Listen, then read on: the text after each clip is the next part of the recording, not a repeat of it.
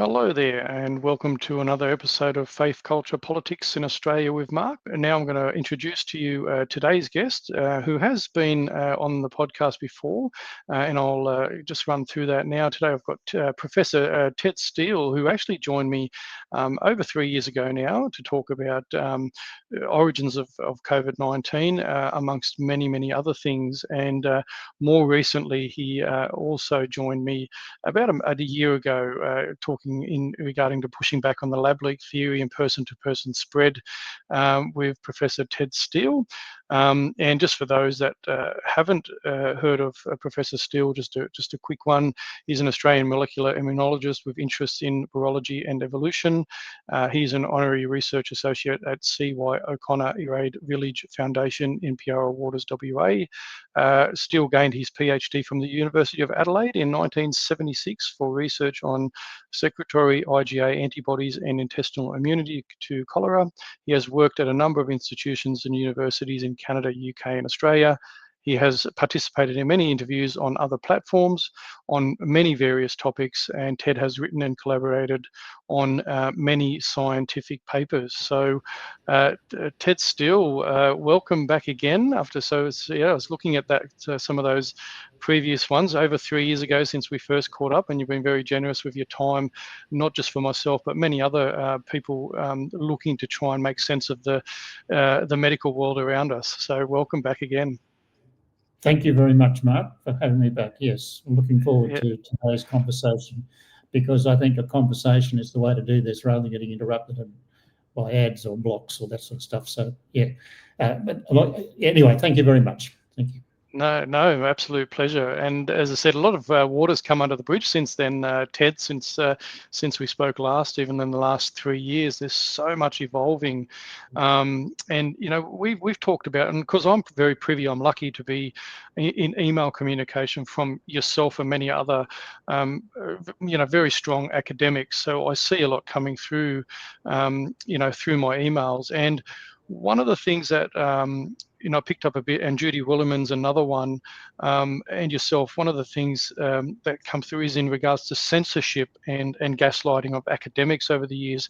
And you, as well as Julie Williman, and Julie as well, Judy, have been heavily, censored and misattributed on platforms like Wikipedia. And you actually pulled funding from them. You used to be a funder of Wikipedia, but that changed, didn't it?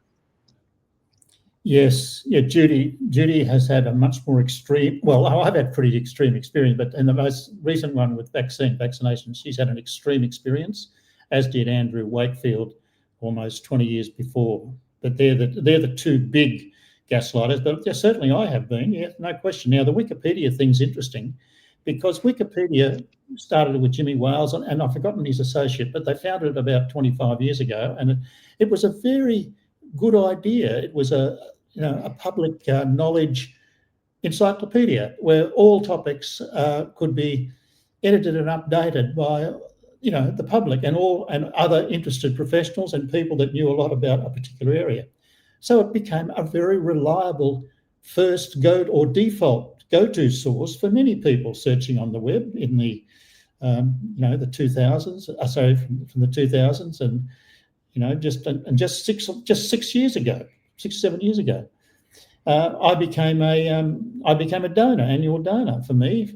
Just a small amount, but I gave them their $52 a year, and there were millions like me, I'm sure, that could see that it was a really good resource. Then something really dramatic changed during COVID, and I say about 2020. I put my finger on it. It was the time it became. Well, the long and the short of it was, in my particular case, it was quite extraordinary what they did to me. It wasn't even to do with COVID. It was to do with my own big professional interest in the mechanisms of somatic hypermutation, which is the mechanism of how antibodies vary after vaccination in the blood. And it basically depends on reverse transcription, and that's being 99% almost validated now by all the evidence, okay? But reverse transcription always has been a controversial topic, dating to the late 60s and early 70s, when Howard Temin and David Baltimore discovered reverse transcription, that is RNA reading back to DNA. Okay, that's the key step. Prior to that, the central dogma of molecular biology was that it's DNA, RNA, protein, right? Information from the genetic material flows outward that way. But then in 1970, after many years' research from Howard Temin, and there were a lot of forerunner things that produced the result, Howard Temin and David Baltimore proved that an enzyme called reverse transcriptase does in fact exist in one of the RNA tumor viruses. And that heralded a major revolution in the revision of the central dogma of molecular biology. Now, I was a young student at university when that happened, and I was starting my PhD. And by the end of my PhD, I was fully cognizant of the huge wave. And by just after I finished my PhD and moved to Canberra and then Canada, my life changed, because I had a Lamarckian theory of evolution based on all these Howard Temin discoveries, and I articulated them very, very clearly. So I then had a very controversial career for the next 30 odd years or more, convincing the world that there was a lot of data supporting it. So even up to 7 or 8 years ago, I could go into a site on somatic hypermutation, because that's the first part of the Lamarckian process. Somatic hypermutation, that is mutation of genes in our bodies, and then anything successful that helps with health and benefits gets transferred to the germline. Okay, it breaks the Weissman barrier. Well, even up until about 6 years ago, I could go in and make sure that the site on the mechanisms of somatic hypermutation was updated and correct, and the information accurate, and the reverse transcription mechanism articulated with its evidence, all the evidence, peer-reviewed journals, articulated correctly. Then in about 2020, something changed. I could no longer do that. Then I discovered I was blocked. And then I was discovered I was banned for at least 10 years of doing any editing on, and we're talking about molecular sequence evidence. We're not talking about something highly controversial like origin of COVID or the climate change, or any of those things that touch highly emotive buttons, or even the origin of life, which touches a highly emotive button. It's to do with the evidence clearly showing that the mechanism was based on reverse transcription. And you know what they've done? They've not only banned me, but the site on somatic hypermutation has basically been corrupted now. I have been ablated and erased from the published peer-reviewed scientific record. Now, that is extraordinary. To me, that's extraordinary, because that is scientific misconduct. That is the corruption of the published record, which is generally accepted in the literature. That was so egregious. Well, I got angry, like anyone would. So I immediately pulled any donations. Every year they keep contacting me, and I keep explaining to them why I pulled the donation that doesn't register. But then I discovered other people far removed from science like me were getting banned. Adam Crichton, the Australian foreign journalist for The Australian, received the same treatment. Then I heard other stories from other people. A lot of people were getting banned. So at that point, I realised Wikipedia was totally discredited. And now when I do a search, when I use Google search, which used to rely on Wikipedia, I stipulate in my questions and searches, you are not to rely on any information coming from Wikipedia. Now, of course, Wikipedia now is on the ropes because its donation rate has dropped. The founder, with Jimmy Wales, has broken ranks with the other guy. I've forgotten his name now. Sorry about that. Anyway, he's broken ranks publicly, and he's condemned what's happened to Wikipedia. So Wikipedia's finished, basically. I'm sure it's been done to Judy. I know it's been done to my colleague Chandra Wickramasinghe. There are many, many people. Now, why are they doing that? I'm just so puzzled. Why do they want to ablate? Do they want to keep the world totally ignorant of scientific information? They clearly do, don't they? There are powerful forces now, and they have to be commercial forces that have got a blacklist of people, scientists, public figures, anyone, and all of those people have been ablated. Mm. Yeah, make a very good point, and you've been very and sorry, and you've been very you've been vindicated in your view on that, because I think it's Larry Sanger is the name you're looking at. Larry. Yeah. Larry, and he's come out. It was an Epoch Times report. Yes. He says the site needs a radical change. Larry Sanger said that the website has become biased against conservative and religious viewpoints, but he sees a way to fix it. But not just that, but obviously, as you say, academic research, valid research and opinions, or based on scientific evaluation like yours, like you were just discussing, has been massively captured by it seems to be an agenda, and it seems to be just a big broad brush across it, which kind of leads me a little bit into Ted, is the scientific journals and in general and so forth, and studies, and the academia hiding certain studies that don't fit the narrative, or don't put them up for publishing. The medical journals seem to be doing the bidding for many corporations like Big Pharma as well, and it's created scientists to self-censor. So and we I picked up on an email chain where you picked up on a little bit on this, and I'll see if I can share it quickly, just to give a bit of context, and I'll share this up. And I think that we were talking about this article here, Science Under Siege, and you were privy to a bit of an email chain on that, how external parties unrelated to scientific quality and rigor are attempting to interfere with publication process. So this is in recent days, the situation surrounding the attack on the article by David Speicher, Jessica Rose and Kevin McKern, entitled Quantification of Residual Plasma DNA and SV40 Promoter Enhancers Sequences in Pfizer, BioNTech, Moderna, mod RNA vaccines from Ontario, Canada. So the point they were making there, with that, and other things that I was bringing up, is that the medical journals and other third parties seem to be influencing a lot of what's happening into counter narratives, so scientists wanting to speak against it. Are you able to speak into that a bit further? Oh yeah, it's a huge battle. Let me just give a bit of history.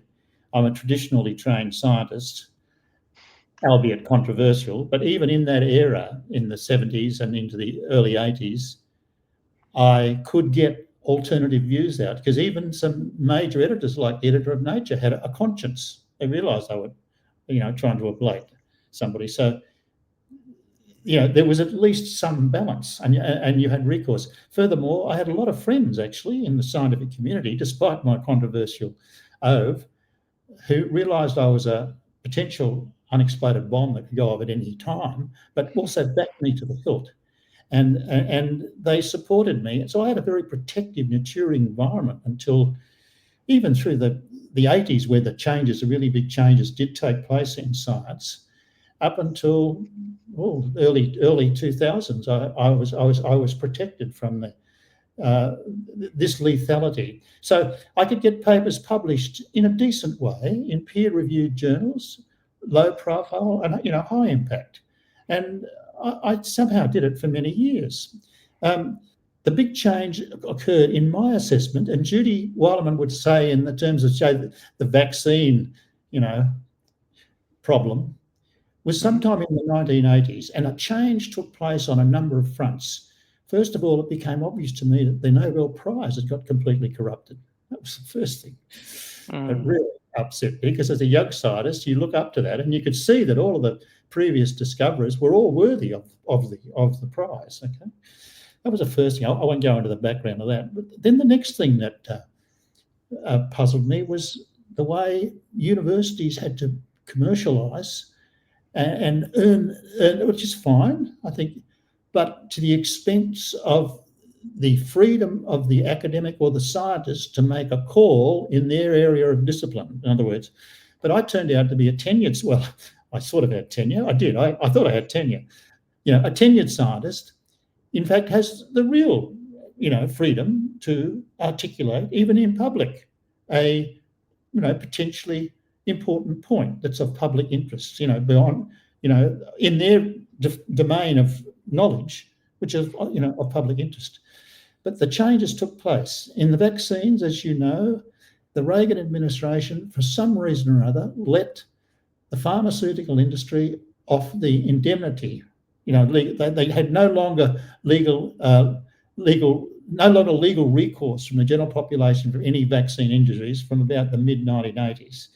And that meant that as time moved on to the present, thank God we got Robert F. Kennedy, but to the present, it meant they could basically, let's be blunt, any poison could be injected into any person without clinical trials. They said they did, but they never did clinical trials. And it's manifestly clear on some of the topics we're going to talk about, no doubt, on the childhood vaccination register. They couldn't have. Where's your control group? You can't do a clinical trial. It's obvious. And to say the clinical trials or some experience was generated from adult populations, but that's far removed from a developing baby in the first year of life. Anyway, that's another topic. So life for me began normally and then gradually got corrupted, but I was lucky to be protected until, of course, I was sacked by the University of Wollongong, and then that upturned my life, my family, and the apple cart, because if you lose your source of income at age 52 and you've got a young family or just growing up, it can be devastating, and it was. I admit that. And I also admit that I was partly responsible in the sense that when I saw the corruption of standards occurring with my own students, I simply couldn't remain silent. You see the dilemma? Mm-hmm. And anyway, and all of us have those sort of dilemmas in ways, and different decisions in life. Anyway, there was a progression of the total corruption of science that took place. Happened on a number of levels. But for me, the Nobel being corrupted, I noticed this in the early 80s, that was just astounding. So that meant everything else. And so over time, what happens is as standards drop, the bar gets lower and lower, anything can happen in science. And that's what's happened. We've got active censorship. The major journals are controlled by big commercial interests, so therefore high-impact major journals have automatic default mechanisms to prevent publication of anyone like me coming up with a novel interpretation or a novel explanation or a different evidence-based interpretation.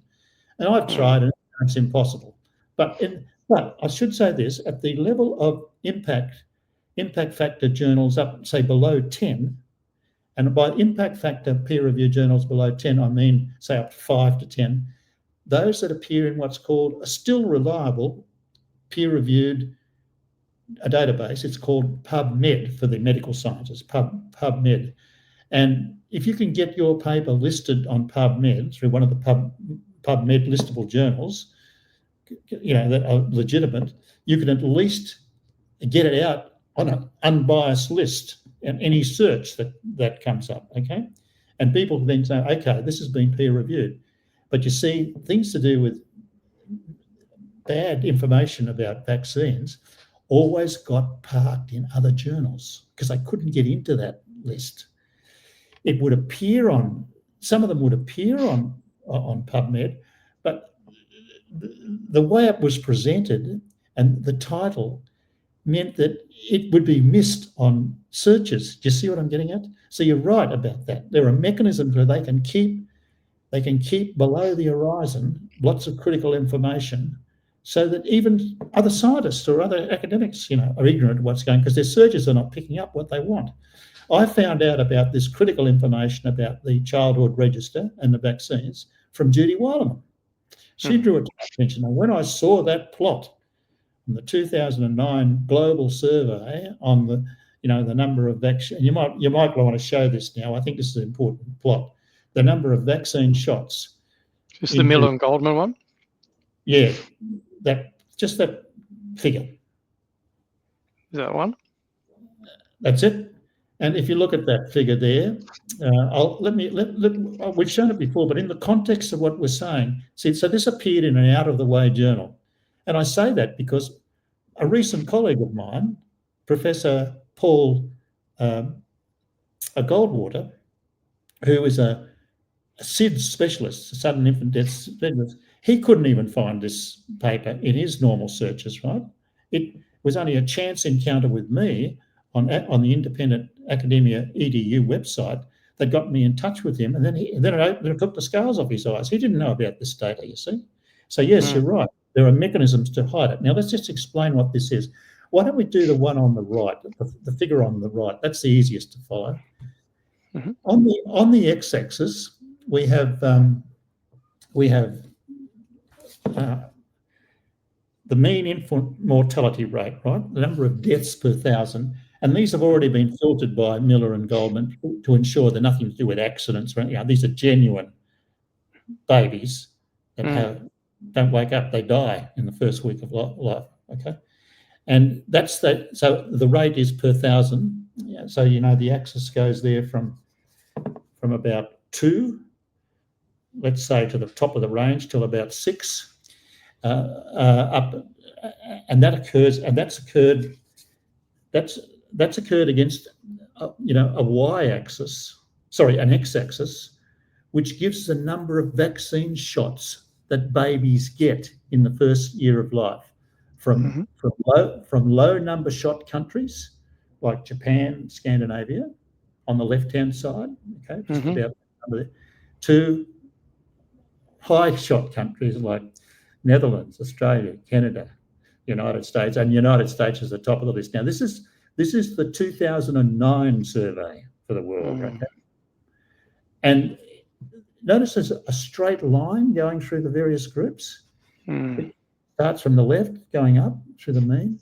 Now, that's a very important line, as I try to keep explaining to people. That is a statistical regression line. That doesn't show just correlation.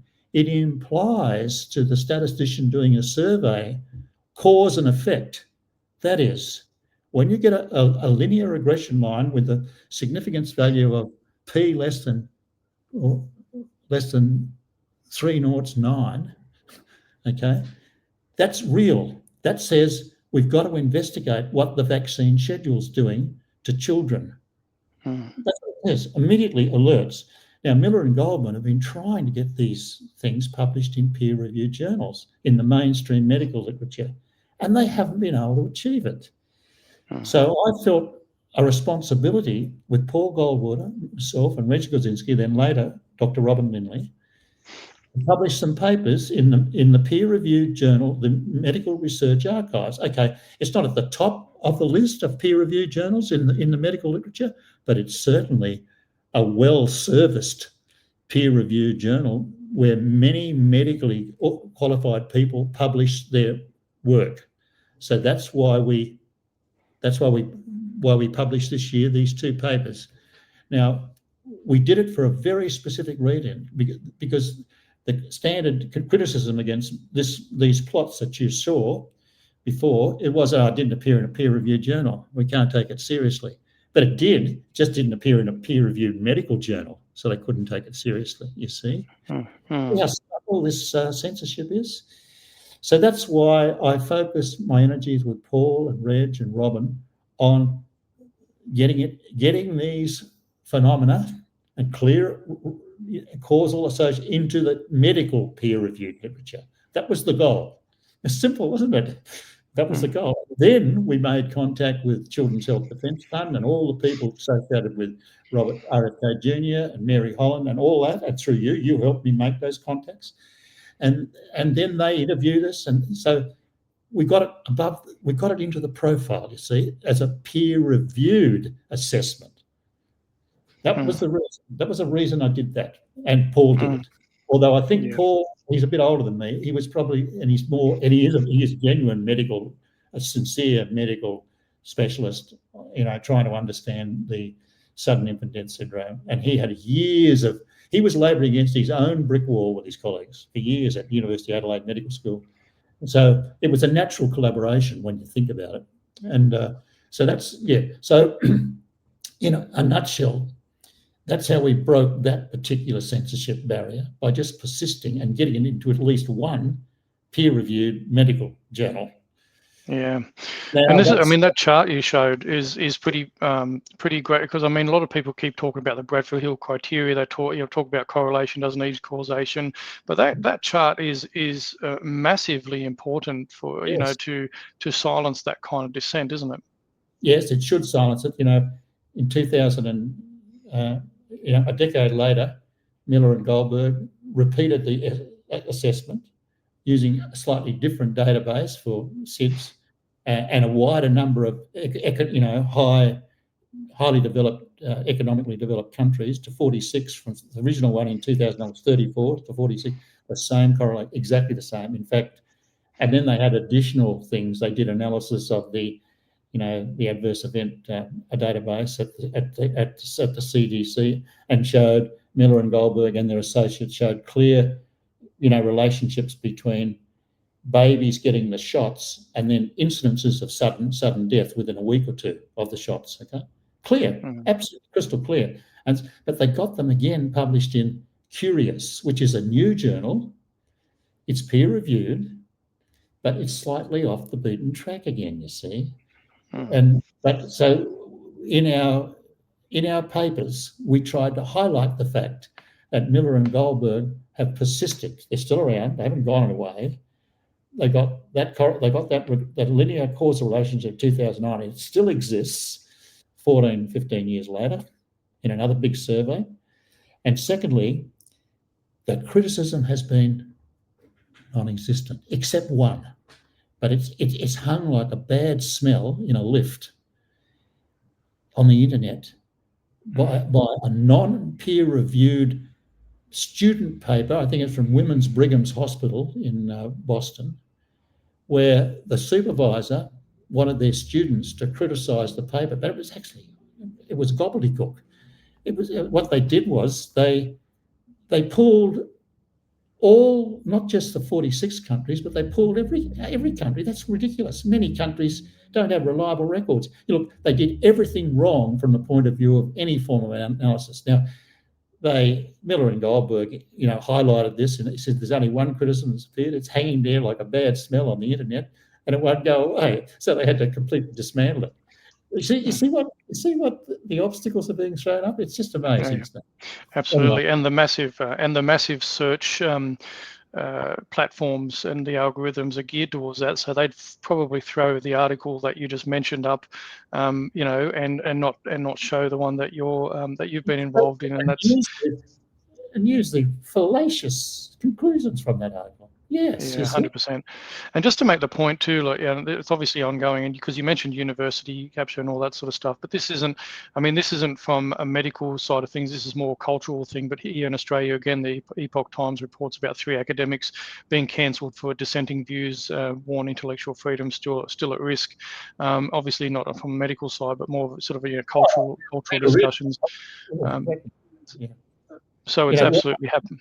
The other two, but Peter read, but I sort of recognize. Yes, I know it's still ongoing, no question. 100%. And one thing that really concerned me, Ted, was watching a Del Bigtree episode where he had the undercover conversation with a scientist that had written a journal, and it really was going to explode a lot of information about what's been happening in regards to the vaccine space. And he actually when we talk about self-censorship, he chose not to get that published because of the attack that he would get from the big corporations. Now, that is another thing. So not only do we have scientific journals, being infiltrated doing shady stuff, whether it be search algorithm companies, whether it be whatever, but we now have scientists, and have for a long time have scientists self-censoring themselves for going against the narrative, at risk for losing their job and being cancelled and funding and all that sort of stuff. I mean, it's just outrageous, really. It is outrageous, yes. Of course, I passed through all those stages many years ago, so they're factors, but I just try and use all my guile and wit to get things published in peer-reviewed journals the best way I can, and then use it as part of the weight of evidence, because it's in a peer review. So I've stuck to that, but it's not easy. and I noticed this years ago when I was but I learnt those tricks years ago. Every paper's like a military operation, getting it published in a peer-reviewed journal. So I've learned the skills of that, but it doesn't deny these other things are going on. But Peter Ridd, that's outrageous. I didn't recognise the other two, but I know Karen Brent was James Nuzzo and Fiona Gherkin. So Peter Ridd, Fiona Gherkin, and James Nuzzo. Yeah, well, there's a few of us. Yeah, there's no question. But when I look back on my own personal battle in 2001, when I was sacked because I was fully tenured and opened my mouth about soft barking. But you see, you've got to realise, and it's still going on now. It's $1 billion a year industry, overseas students, and you cannot apply the rigid standards of my era to them. In other words, it's terrible, But the point was that the only reason I survived, got through, was that the legal system hadn't fully corrupted itself then. Because that legal system has gone completely woke and extreme left wing. Back then, in 2001, I was very lucky that the federal court still had really good judges on. And it took me 18 months to fight the University of Wollongong. And in their final appeal, where they overturned everything that Wollongong University did, and I simply had to be compensated. That took 18 months, that battle. But even then, I can't give you the details. In the final weeks of that, even after the court had ruled, the university still pursued me and doubled down. So I then had to use every ruthless tactic I'd learnt over 50 years to bring them to heel. And I'll give you a glimmer of it. I decided to make sure I had the email addresses of every union, NTE, a union member in Australia. There was 8,000 in different universities. By the way, the NTEU were publicly saying they were supporting me, but they were undermining me in every way because I was an embarrassment to them. They had to get rid of me out of the system, right? So I had the union against me, I had the university against me, and I had the press against me, the Sydney Morning Herald and the Australian, and they had them against me because I was not only rocking the boat, I was disrupting their nice, comfortable narrative story that they'd already just published about me. So everything was right. Everything was a lie, you see, back then. And when I look back, it was amazing that I won the battle. I was very lucky, and it was the chairman of the Federal Court Appeal. He was absolutely ropeable, and he said it from the bench. I was sitting there in the audience. I couldn't believe that the way the judgment came down, and they must have known I was there at the back. Anyway, one of the judges said, "I wonder if Dr. Steele's in this courtroom." Nothing. I kept my mouth shut. I just listened to their judgment, and it was just extraordinary judgment. And then afterwards, the chair of the Federal Court personally sent me his judgment to me. Personally, he had my address, and he just wanted to say that so that back then the system worked. With Peter Ridd, it didn't work. High Court overruled his freedom to articulate concerns about the way the Great Barrier Reef was being interpreted. How extraordinary is that? So the legal system's been corrupted too now. Yeah, such a bloody, and it kind of ties into kind of another thing, a bit of a topic that many academics on your side of the fence are up against, not just the Australian public or globally. It's this gaslighting of people and gaslighting of academia. But there's also things that I wasn't aware of because I was quite naive before 5 years. But even things like astroturfing and muddying the well and all these sorts of things.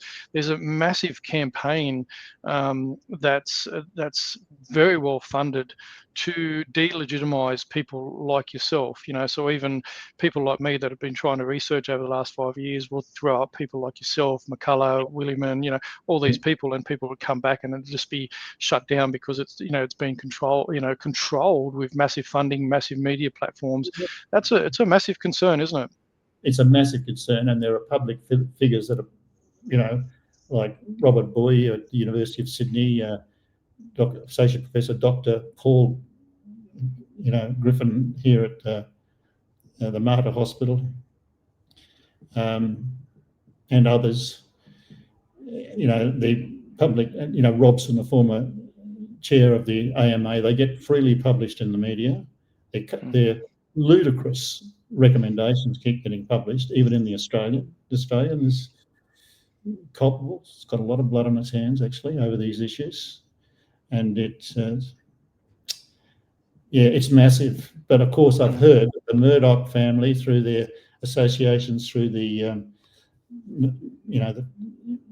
their support for the vaccine and the childhood vaccine from the Murdoch, that they're not breaking ranks. So there's a powerful phalanx suppressing information into the public domain and gaslighting, as you say.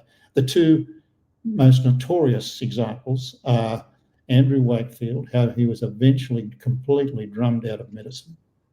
Thank God he's being resurrected by Peter McCullough and all the others, and the Children's Health Defence. And Judy Wileman, it was absolutely disgusting. I can remember I had other problems at the time when Judy's controversy broke, but it was the University of Wollongong, so it was close to my heart. And I didn't fully understand the details of it all, but it was just a ferocious public campaign led by Friends of Science in Medicine, the AMA in Australia, a whole group of people. But when I read her PhD thesis, that's what it was based on. They were trying to pulp her PhD thesis before it got, thank God the University of Wollongong didn't buckle. So I can be balanced about it, right? They didn't buckle. PhD went through. I've read her PhD. There's probably not many people have, but I meticulously read it, went through it. And a lot of information and a lot of, it's massive. So I still have to go back to it from time to time to get a frame of reference or something. But that's when I found out, that's when I realised that not only was she telling the truth, but her research was deep, extensive, methodical, and logical. And in the end, that's what won the day for her, make sure her PhD was accepted. But in the meantime, the media did such a job on her. Absolutely. So there we are, it hasn't changed, has it? Look, I got a feeling throughout history, unfortunately, if you're a pioneer, this is one of the crosses you have to bear. It's just got worse in the modern age, much worse because of all the media manipulation, even social media manipulation. But the tendency to run with the herd and ostracize, the prophets or those telling the truth or the more truthful way has been there since time immemorial, I think. Unfortunately, it's part of the human condition. Yeah, and as I said to you earlier, go on. Well, while we're chatting, this is why I said I was so grateful, and so many Australians are grateful for people like you that have put your head above the parapet. Because this is the thing, right? People say, these grifters, there's a lot of people making money out of it, labeling McCullough and that. I mean, these people suffered massive persecution, censoring, attacks, and that. Why would you, in your good mind, not just let you go? No, I'm not doing this, and just do what that guy did, that Del Beatry interviewed the scientist, and go, well, I'm not going to publish this paper because I don't want to get what's coming. So all these people that say, a lot of grifters, I mean, they're just ridiculous. Who in their right mind would willingly want to put themselves under attack if they weren't genuinely interested about humanity and having the truth and science out there? I mean, it just doesn't make any sense to me. People pushing that narrative. But just jumping back to now our institutions here in Australia, and there's been a lot of commentary on that. Wouldn't mind getting your thoughts on that, on the Therapeutic Goods Administration and the Australian Health Practitioner Regulation Agency, and even the AHPPC. All these organisations that controlled pretty much medicine, but also regulated doctors from speaking out even about and going along with the narrative. Do you think these institutions should be rebuilt from the ground up, Ted? Are they not fit for purpose anymore? I mean, clearly I think I know the answer, but what's your thoughts on that? Yeah, obviously they have to be, but the particulars are very revealing. Well, I don't know, 90% or more of the TGA's funding comes from the pharmaceutical industry, so that's ridiculous. The TGA is a box-ticking organisation and follows directions from the CDC in the United States, basically, or FDA. Doesn't do any serious evaluation for itself. That's my assessment of them. APRA, Australian Health Professionals Regulatory Agency, well, that is just a an organisation to punish any doctor who's caring for their patient and steps out of line with what that doctor would consider would be genuine health advice to that patient. Okay? So direct intervention in the doctor-patient relationship is appalling. We know many of the prominent figures that have been delisted. Some got back on after huge fights. Others got back on after very less profile fights, but got back on. But many have still been deleted. And Mark Hobart, poor man, had a series of heart attacks in the end. In his case, I don't know how he's going. So there's definitely corruption. There's profound corruption, and they still have a solid grip on it, despite the successes of these individuals. See, each one of these cases that gets through it and survives becomes an example to all the other running the herd. God, I don't want to go through that, you see. So you get internalisation of the censorship, as you say. I've got a great GP right now, but I witness it with him. You can imagine he gets a lecture on mucosal immunity from me when he tries to offer the annual flu shot. And he's very good about it. He listens carefully, takes his mask off so he can speak freely to me. He listens carefully to me, but he says nothing because he knows what I'm saying is. But he helps me, gets me introduced to all the correct specialists, gets me to all scripts. He's on my side, you see, but he doesn't commit openly to me.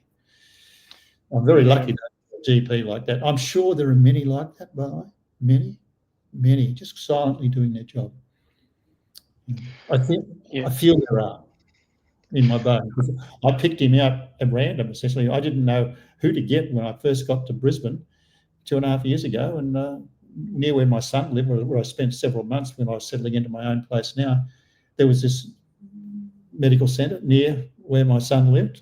So I immediately booked in there because when I got back from Victoria after all the lockdown, I was in a very bad way health-wise. When I got up here, I was in a mess, had a few accidents, but I was a real mess. I was a psychological mess, actually. And I was very, very lucky to have a GP like that who took me on and stuck with me, listened to me. And then he said something really revealing, and I think a lot of genuine doctors think this. He says, Ted, I learned most of my medicine from my patients. That summed it up. So let's just hope there are many like that out there, but are not putting their head up because they still have to support a family and, pay a mortgage and sort of thing. So, this is the thing. This is how they got so many people, 80% of the population, if not more, buckled to that because they had bills to pay, the mortgages and, their lifestyle. And that's how they managed to coerce people into falling into line and stuff, didn't they? So, yeah. And I mean, look, this is the thing. I mean, not the average person now, I think a lot of people are waking up in regards to having those strong conversations with their doctors and not just, there is, I think we've done a lot over the last 5 years. I think it is getting through where a lot of people are. Awareness, just the fact that the vaccine take-up rate is dropping and is alarmingly, it's still high by my standards, but it's dropping. So that means that they're not making as much money as they used to. In the United States, it's even more dramatic. There's a massive reaction against the vaccines in the United States. Yeah. Anyway, yeah. Yeah, so I thought we might, sort of segue into, obviously from those regulatory bodies into a brand new created one, Ted, and I've been sort of following, the Stand Up Now Australia is doing a bit. They've actually raised a lot of concerns. There's a bit of concerns being raised, and they're asking for, a lot of transparency and accountability in regards to the Australian Centre for Disease Control. So I'm just wondering if I could get your take on what your views are on this new Australian Centre for Disease Control. Well, my immediate one is I'm not up with it as much as you are, but just looking at Mark Butler's visage as you flashed on the screen, I don't expect anything to change with the current crop of politicians. I think it'll be just smoke and mirrors, quite frankly, and people like Judy Weilerman and Gigi Foster are adamant that the corruption is so ingrained, though you might be able to, remove many of the more obvious pathways to corruption, to corrupting the system, but the pharmaceutical industry and the powers that be will always find a way to corrupt the individual. So unfortunately, corruptibility is part of the human condition for a lot of people, unfortunately. Yeah, and that's the sad thing is with that. Go on, sorry. Yeah, no, I was just going to say the thing with that with the CDC is people in our circles have obviously been following what's been happening with the CDC in America and how wrong they've got a lot of it and how captured they are. So, there's a lot of concern obviously about the CDC in Australia being exactly the same thing when unless you can rebuild the TGA and other institutions like that, the CDC is just going to go down the same path, right? Exactly, yeah, they have to be totally rebuilt.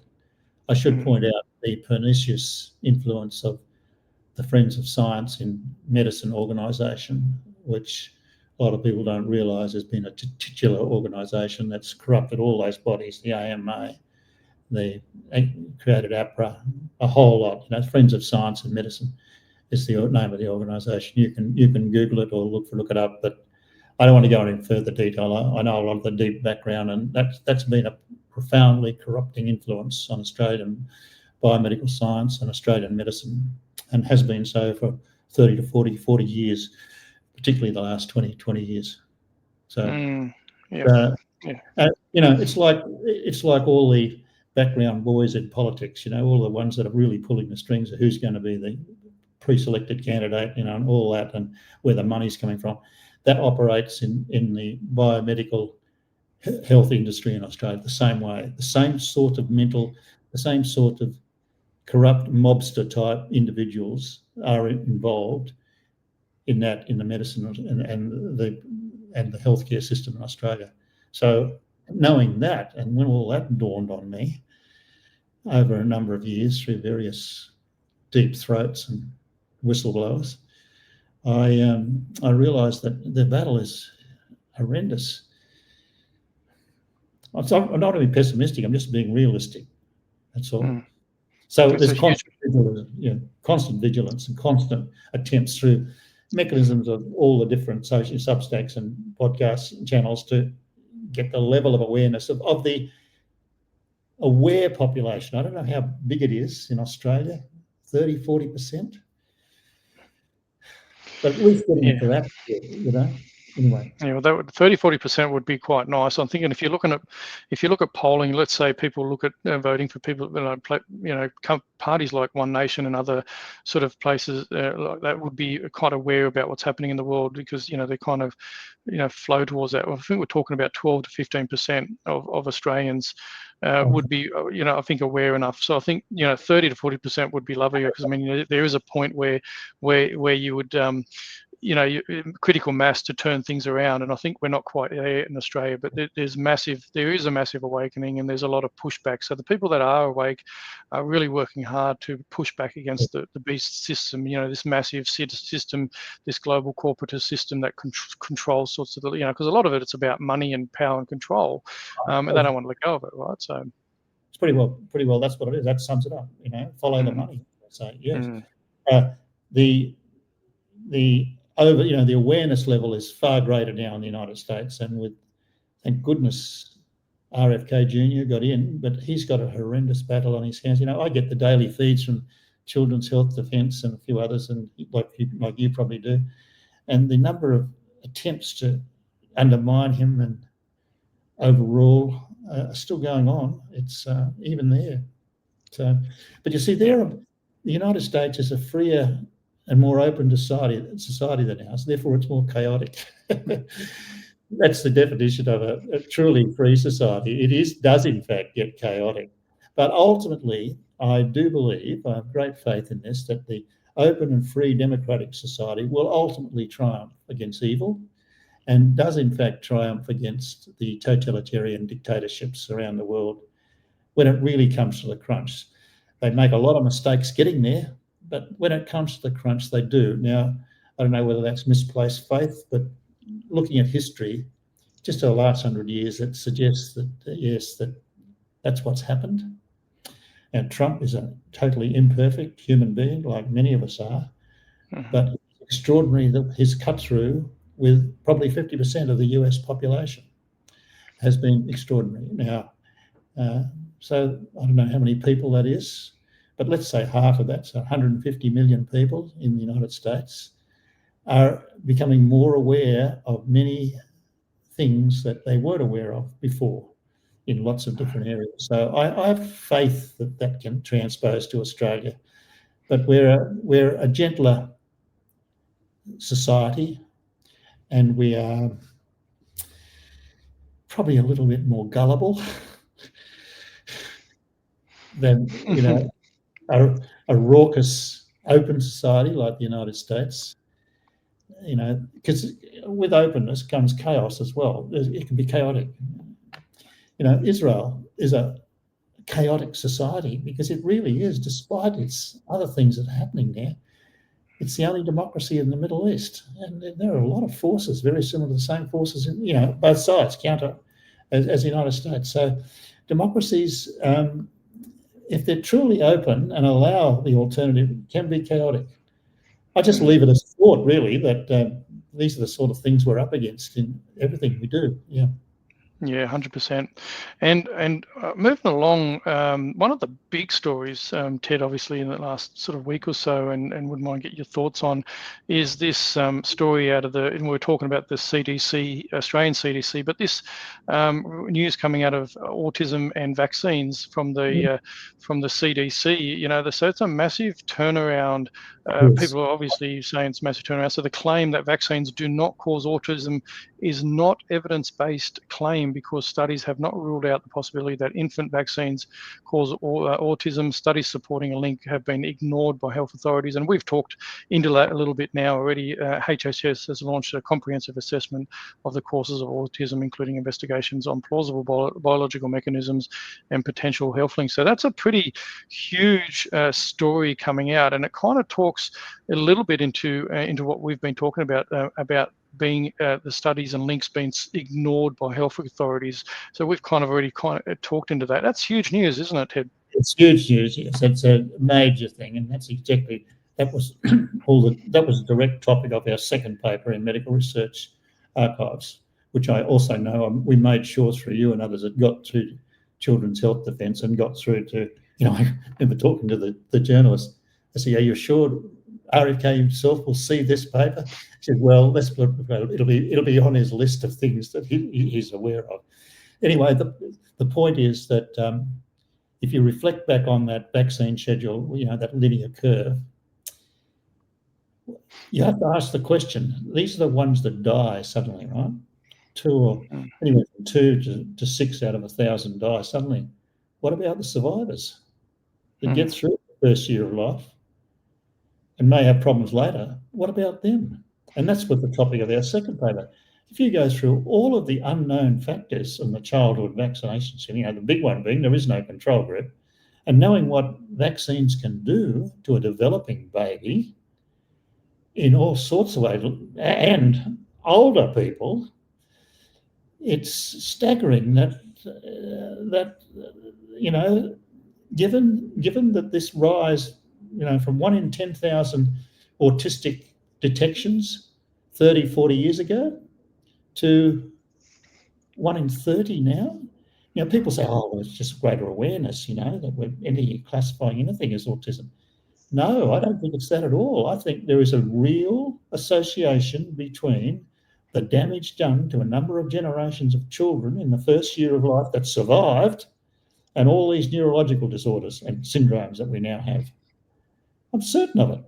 It's just from and we actually covered the evidence in our second paper of the actual molecular cellular mechanism. I'll just give you one, for example. Edward Butworth, or Butmore, I can't remember his name. He's a researcher in the United Kingdom on the role of systemic inflammation, not on babies, but just people generally. The role of systemic inflammation, that is, getting an infection in the blood or high levels of immunological activity, and the release of these ubiquitous cytokines, these infokines, that are like hormone molecules that get into the circulation and activate other cells, but they also go across the blood-brain barrier, you see.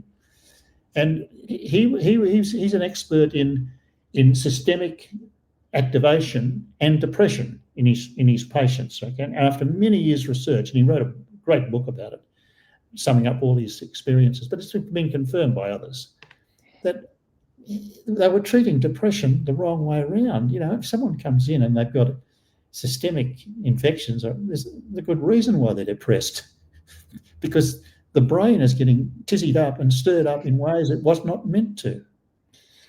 Look, just as a tip, one great little indicator just from your annual blood test for that is C-reactive protein. That's still on the register for tests, and you can get it done. And if that's high, that means you have some recent systemic stimulation, which you might be depressed. The point I'm trying to make is that we've known about these rich connections between the body, let's say the immune system, and the brain for a long time now, and yet none of those studies have been done in children, but done in adults. Just imagine what it's doing to the children. Think about it. You see, so that's where I'm coming from, through that knowledge. So it doesn't surprise me at all that autism has to be on the list, and ADHD, Asperger's, all of the whole list, the whole gamut. So autism spectrum disorder, the people, try and deride that because, it's not full autism. Like a mother's right. A child with full autism is far further down the train. But autism spectrum disorder can be very discerning, for children growing up, because they have certain defects that other kids don't have, right? So none of this surprised me from the evidence, but it's just wonderful to see the CDC backflip, and clearly the influence there of RFK Jr. and the people that he's hired has played a big role. They've forced that flip. They forced it. It had to be done by a decision. It wasn't done by any compassionate health-related decision by the CDC, because the CDC literally had to do it. It was a political decision, and it's wonderful that it's happened. Let's hope it happens in Australia. Let's hope that Butler in Australia sits up. I don't think so. No. Look, and it is a big thing, because I know America's vaccine schedule is massively bigger than Australia's. Australia's vaccine schedule has grown over the years, but I thought I'd share, because I had a friend message me, and he was saying that it's probably, talking about kids, better to hit them over the head when they are older, as their body is better able to cope with the shock. The problem method of intramuscular injection, the process results in a myriad of maladies, and how long will it take to investigate each one? Next, we'll be revisiting the dangers of giving 3 vaccines together like MMR. This debate will never end, and I think some people, especially some key players, are more interested in keeping the debate going than getting results. So he's sort of saying, and I think Andy Wakefield pointed to this when he was doing all his research, is the not just the vaccines they're getting, the big schedule, but the amount they're getting at the same time. So, and this is one of the things that Andy was raising, I think, over the time as well. Are they getting too many at once, Ted? Is that a massive concern? And especially, in paper we go through all that. But look, Miller and Goldman, did that incredible, adverse event, rate and the incidence of SIDS after a series of shots. It's a causal relationship again. It's clear. It's clear. It's clear. When Andy Wakefield, listened to the mothers and said, "Look, this didn't happen before. The baby's not responding. But she had the shot," and that's why he got involved with his patients, right? But now we have all the evidence. That's exactly what's going on in the first year of life. Now, this is my own personal. If I was starting life again with a family, I would not allow any vaccination for the child, at least in the first year of life. Any vaccine, any sort, therapies and treatments, to handle respiratory infections, but not any vaccination. No, verboten. And traditional doctors like Paul Goldwood, who was SIDS, he sort of, he would still hesitate at going that far, but I think he's gone that far now. And I know a great. One of my co-authors is also an MD, Dr. Reginald Kaczynski. Probably wouldn't go, but he will go that far now. Basically, and the reason being, it's a total black hole. We have no clinical trial information on children with vaccine, none. It all comes from adults, as I explained before. But secondly, given that that we have no knowledge of these things, then I think, all the evidence points to a causal association. That's the key thing here, the causal association. Then I think we should just give up on the vaccine schedule for children in the first year of life. Have none whatsoever. Now, there are some parents who, with the means to do so, can do it, but many families can't, can they? Because they've got to get the child looked after in the childcare centre, and one of the rules is the kids have got to be vaccinated. Yeah. It's ludicrous what's going on. Anyway, I don't want to harp on that anymore. It's obvious, what the barriers are.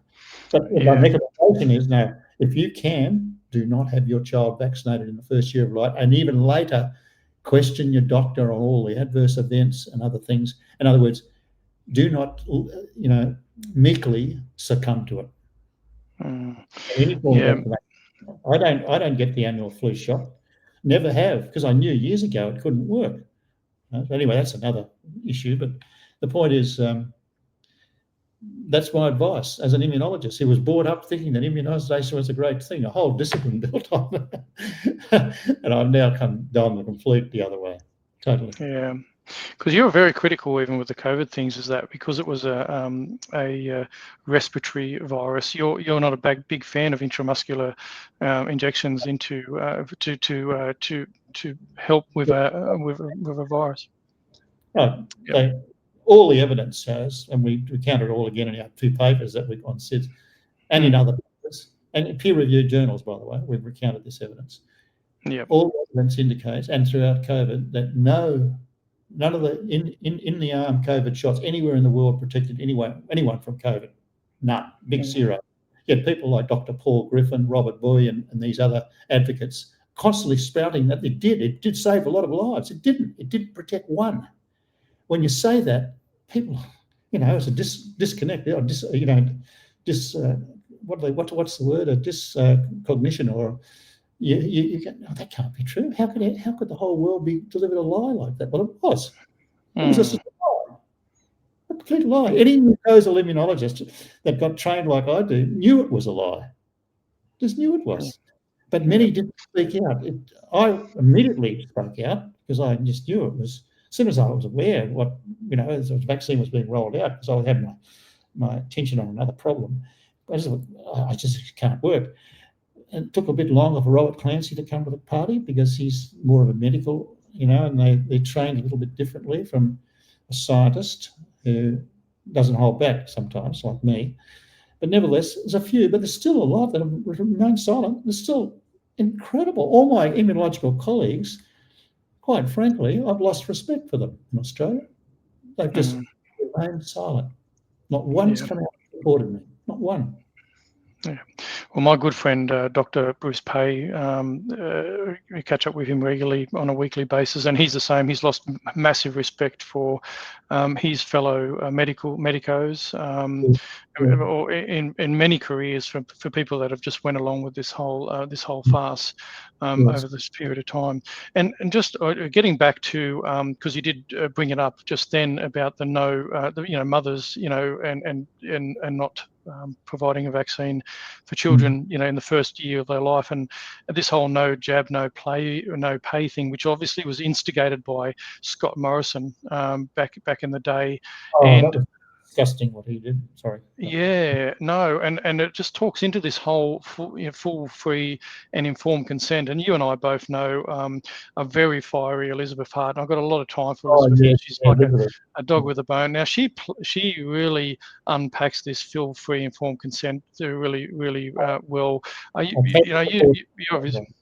You're obviously on that same page, aren't you? With that, obviously, clearly from what you've just said. Yeah. Yes, of course I am. Yes. Yeah.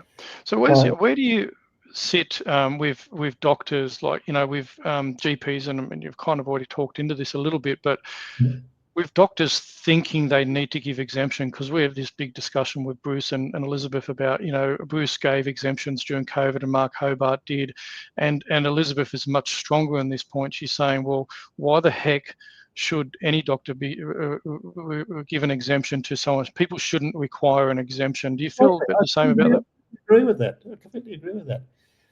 Totally. But look, we just reflect on doctors, and I won't give you the people who gave me this inside information on the education of doctors, but it more than rings true, because I trust this man, and you actually know him. He's a very trustworthy doctor. I asked the question point blank. During medical school in the late 80s or 90s, when this person would have been trained, did you have any lectures on the mucosal immune system in relation to conventional vaccination? And he says, to be honest, Ted, none. We never got any lectures. Then I asked more questions around the same theme. And you know what? I've come to the conclusion that the pharmaceutical industry totally corrupted all medical schools and literally prevented immunology knowledge being taught to young doctors, graduating doctors. So they had come out with literally no knowledge whatsoever. None. Not even rudimentary immunology 101 knowledge. So it's got the re-education has to go in medical schools.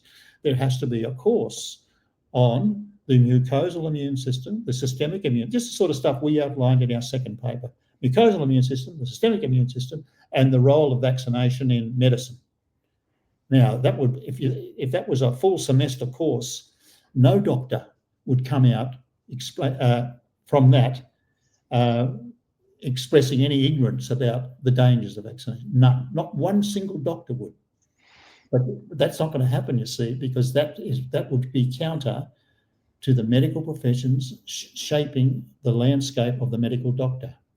Because, every day they get bombarded with recommendations, take this drug, recommend this drug, all the day. Every day is coming into their inbox. They're getting the pharmaceutical industry's latest newsletter or latest recommendation for this medicine or that medicine, and vaccines are part of it.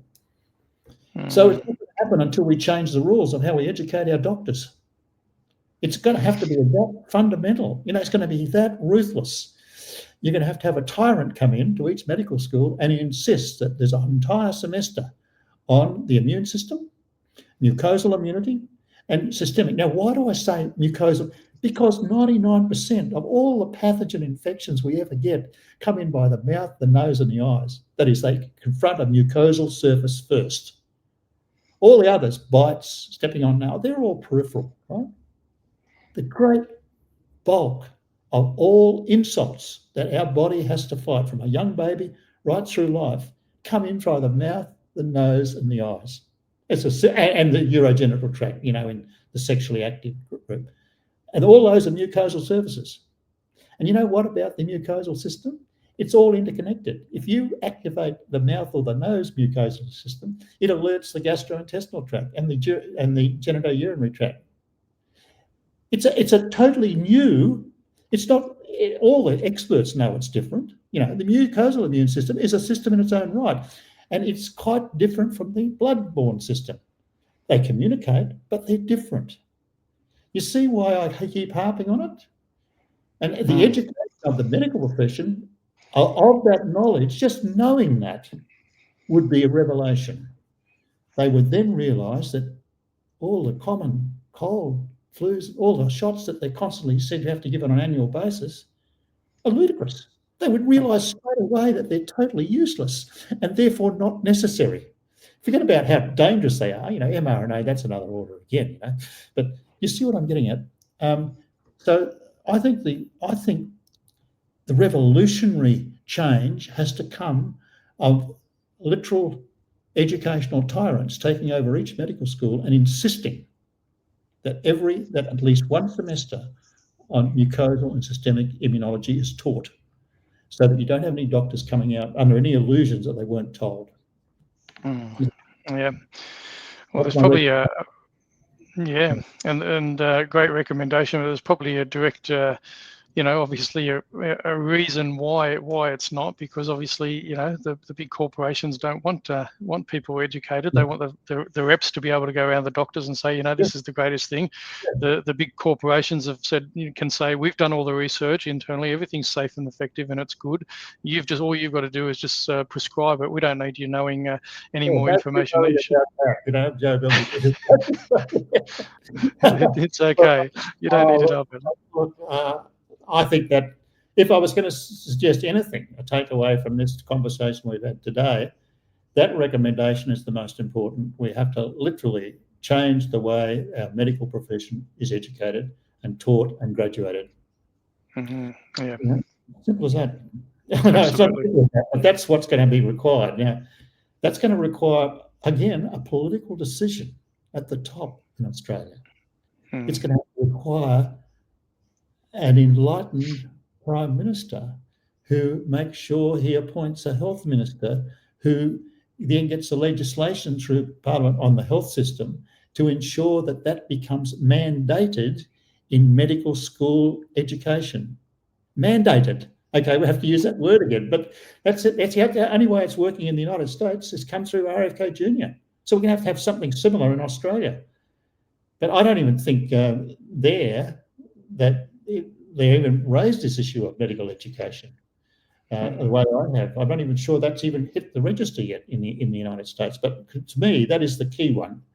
If the world's going to be left a better place by people like me and others who know this, then they'd all be mucosal immunologists. A genuine one will be saying what I'm saying. I'm representative. I'm not an outlier. Anyway.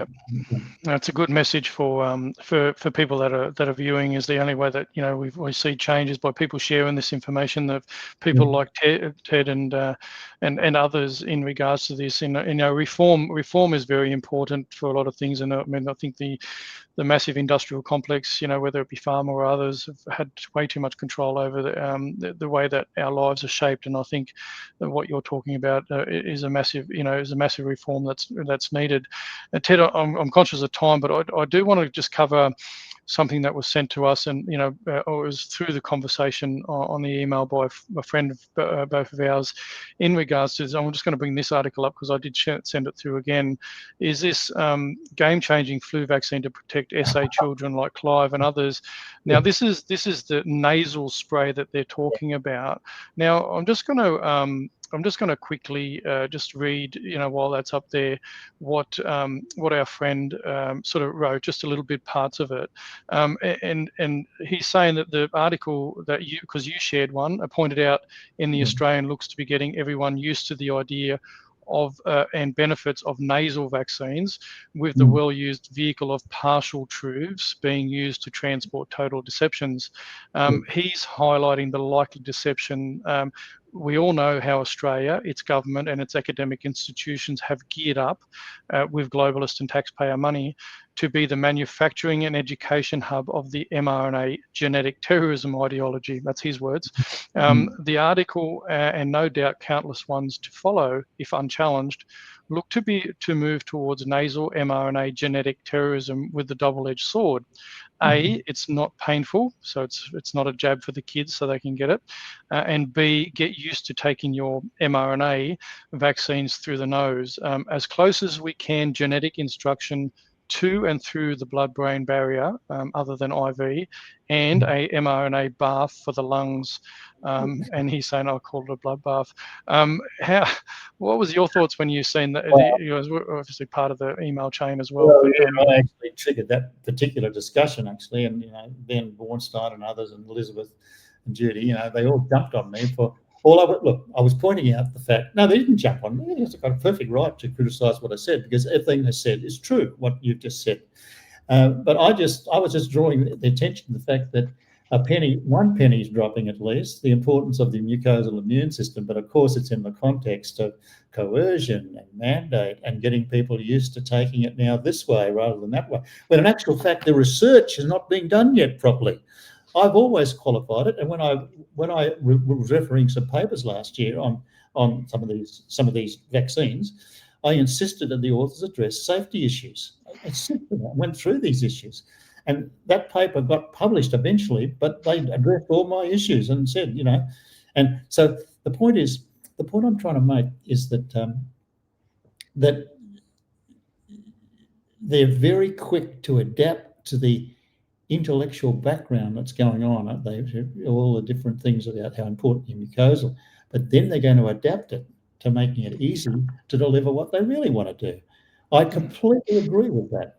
And I think that any nasal spray of any sort, forget about mRNA, has got to be rigorously safety tested. That's the first thing, through various animals and then humans, volunteers, and then have ways of tracking how the adverse might occur, because we're very close to the blood-brain barrier there, particularly in the nose, potential rich interface there. So, but look, all the other things, getting people used to taking their annual nasal shot is repulsive to me. I've always viewed it from the point of view of, if you're going to have something that might work, you've got to learn how to harness the power of the mucosal immune system. But that requires a lot of research, and hasn't been done, by the way. Not from the point of view of orientating for vaccines. All the basic stuff, which I summarised before, has been done, but not the vaccine. So it really comes back again to how it's going to get perverted by the vaccine industry. So I think there's got to be a moratorium on the whole thing, quite frankly. And this jumping on the bandwagon of, come and get your annual nasal shot or spray is just repulsive to me. Yeah. Well, they've it's really just a money-making ticket for the big corporations, because ultimately government mandates or says you have to have this, or this is what we're doing, and it's actually a nice little cash cow for corporations. This is this public-private partnership in full force. This is that whole thing. So it's very interesting, and so people should be very aware about these.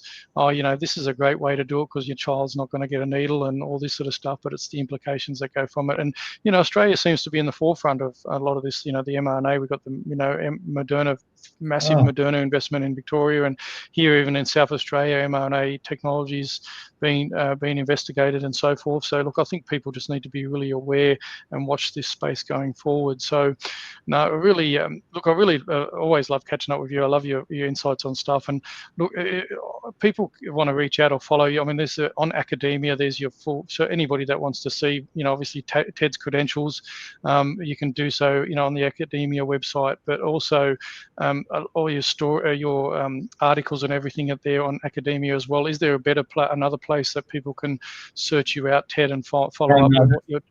No, that's really if they're interested in the basic information, that's the one. It's a no bells and whistles. Well, it's got a few bells and whistles now, but no bells and whistles. Just a list. Yep. Although it's offering I upgraded it slightly to premium, and it's offering a podcast 5-minute summary. And you just it's an AI generated one, which amazes me how good they can get. But all that does is just introduce you to the topic of the paper and the main message, and then it just advises you. Each one advises you, go out, and make up your own mind, which is fair enough. Actually, I'm quite happy with that. But yeah, so they're all there at that site. Excellent. And I'm happy to have private email conversations, but I must say that I've got a person should at least try and do their homework before they email me, because I don't want to be dismissing something simply by they haven't understood this or that. In other words, I'm going to have to go through again what I've already published in a long email. I'm not saying that as a burden. It's just that I'm just aware of it now. I just have to do it. But I do take the trouble.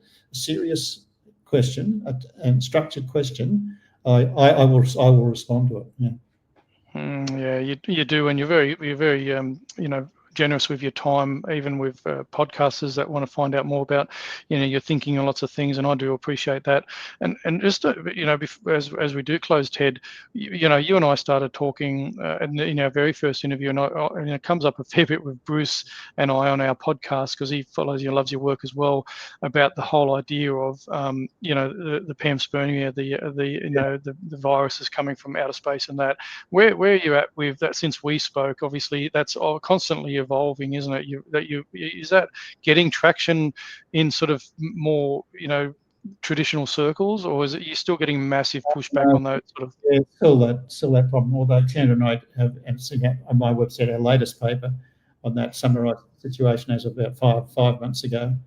This current furore about this Atlas 31 comet that's come into our solar system, gone beyond the sun, and leaving it again. It's caused a lot of comical news reports in the media. I just find it amusing, that it's got these geysers coming out of it. Oh, that's unusual. Every comet worth its salt, most of them, pretty well all comets, have an internal watery interior in one form. And as they go around the sun and heat up, it's like a pressure cooker valve going off, and you get a geyser coming out. And that's the trail you see from the comet. It's that. But they're all like that. But they're trying to make out this one's different, but it isn't. It's no different from the others. They're saying it probably came from another galaxy. Well, that's fair enough. I'm happy with that. And that's what happens in the universe. But look, our views on that are pretty clear, but they had a practical application, as you know, that everything about the origin and spread of COVID-19 was completely upside down because they didn't understand these things. And so that's why I harped a lot on that. But all of that's there too. That particular article, that lab leak theories are untenable, is at my website. Anyway, yeah, it's up to other people to investigate that themselves. But my position, a few months, I gave a really long interview on this to you, and that was one that I found very useful later on. But also Robin Tudor interviewed me about 2 months ago on this, and we actually went to the same space you went to, faith and God at the end, and my position on that has not been not much different, just that except that I left a scientific conclusion at the end of that one, which struck me on the death of my mother and my sister. Where does that vitality go? That vital life force go? And you notice it when you're dealing with the person who's just died and their corpse. And I've given my 2 cents worth there. I'll raise it again now that if the work of Henri Bergson, who famous French mathematician, scientist and philosopher, wrote a book called Creative Evolution just over 100 years ago, and he dealt with the life force. Of course, he was derided by many other scientists for talking about the life force, but it is a true force. Every living system is extraordinary in its electrical organisation, that way it's molecularly assembled with its electrons, and it's totally different to inanimate objects, totally different.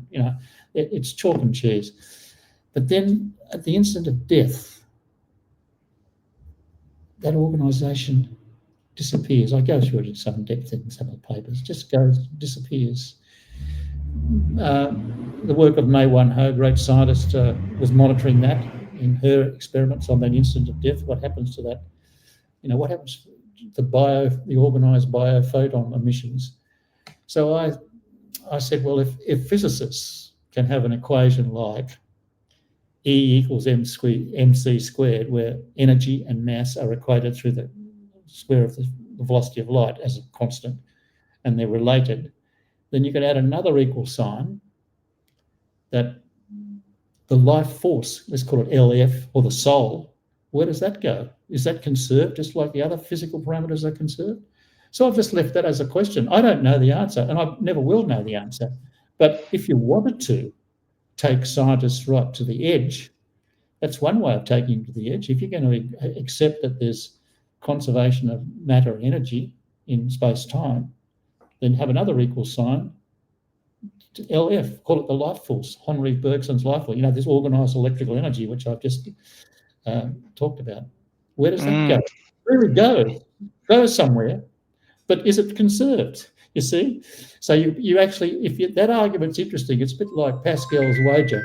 So I'm going to have to. Sorry, sorry. Yeah, I'll get back to. Yeah. So the Pascal's wager was that if you doubt the existence of a God, fine, but look at it from the purely gambler's point of view. If you back and bet big on the existence of God, and it's true. And it is true, there is a heaven, then you win big. Look, I just find that an interesting wager. So my actual suggestion is actually similar to Pascal's wager. I'm saying that where does the life force go? Is that and the soul, if you like?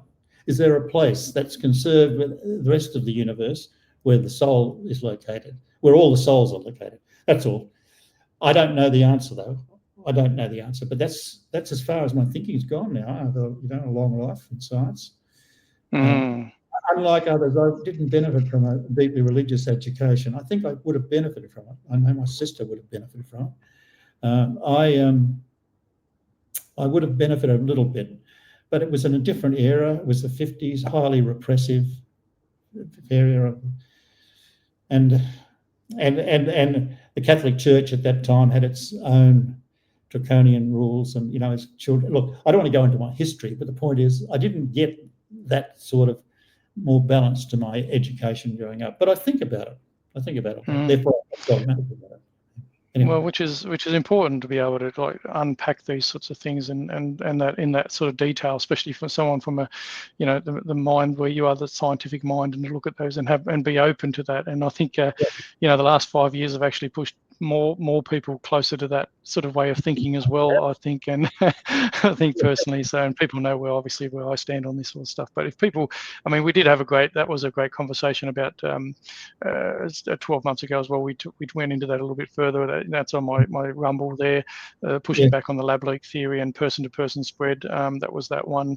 If people wanted to go back and visit that, but today's chat is no less interesting and informative, and I really appreciate your time, Ted. So I really genuinely appreciate the input that you have in these conversations and giving us the time. So wishing you all the best, and hope to catch up again at some stage as well, and keep you. I know you're a very busy man, so keep pushing, keep punching up, mate. Thank you very much. I'd like you to see and hear something which we feel is rather special.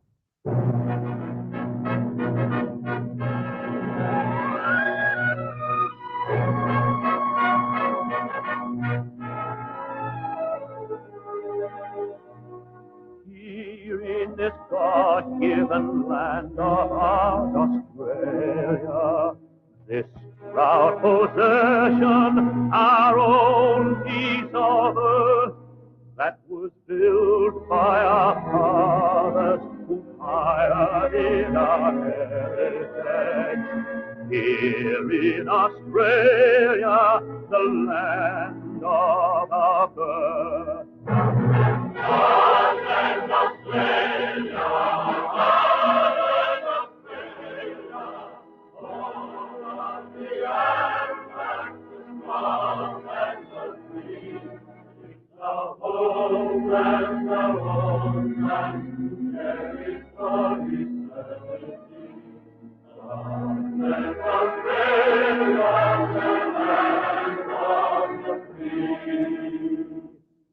Here in Australia, we treasure love and liberty.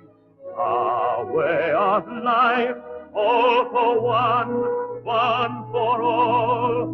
We're a peace, loving race, but should danger ever threaten us, let the world know we will answer the call.